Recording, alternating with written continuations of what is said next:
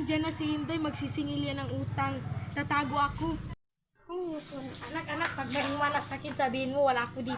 Bakit po ba, Nay? Anong dahilan? Basta, tawagin mo na lang ako pag wala na siya. Okay.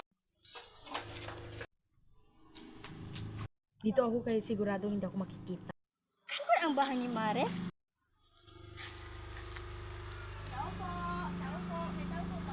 May tao po ba rito? Tao po.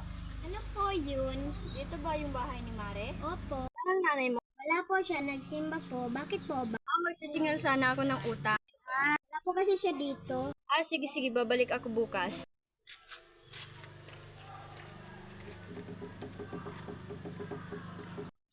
Nay, umalis na po siya!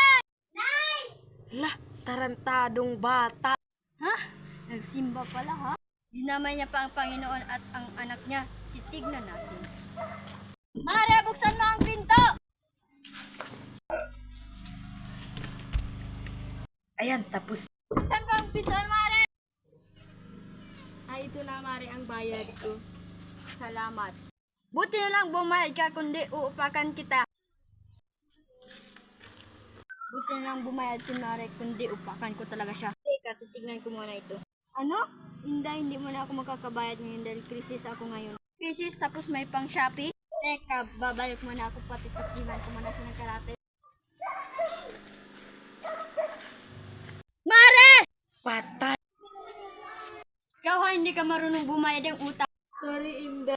Aray, Galing sa'yo. tama na. Tama na ha? Aray. 5 minutes later.